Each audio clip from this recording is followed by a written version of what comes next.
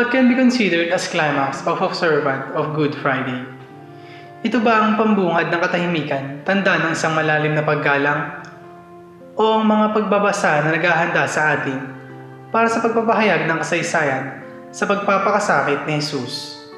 O ang mga pagpaparangal sa krus kasunod ng mga pagbasa? The true climax of this solemn observance is when we receive the fruit of the Lord's death on the cross.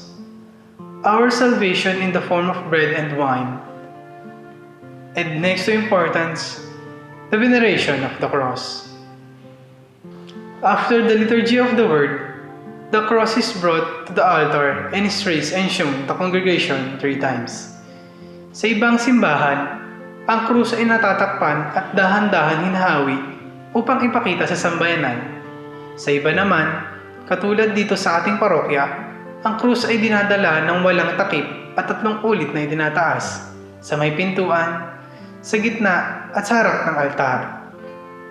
This is the wood of the cross on which to hang the Savior of the world. The cantor proclaims, and we all reply, "Come, let us worship." Matapos na ito ay ilagay sa may altar, lalapit na ang mga pari at piling sambayanan upang magbigay ng dangal sa krus ni Jesus. Noong araw, nag-aalis pa ng sapatos ang mga pari at 3 beses lumuluhod habang papalapit sa krus bago nila ito halikan.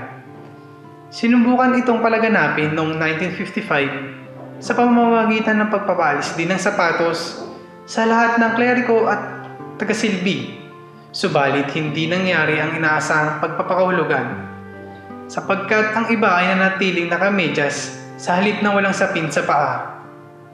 Ang pagpapaalis ng sapatos ay tuluyang tinanggal na sa bagong misal. There should be one way of venerating the cross, and this should be done by the priest and the congregation. Ang tamang pagbibigay dangal sa banal na krus ay ang pagluhod sa pamamaharapan nito, pagdampi sa katawan ni Kristo, at saka magtanda ng krus sa sariling katawan. It is not necessary to kiss the image of Christ on the cross. Isa lamang krus ang dapat gamitin sa selebrasyon na ito.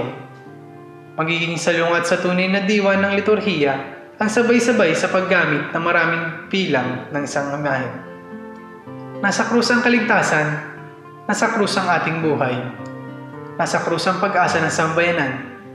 Halina at sama-sama nating bigyang dangal ang banal na krus.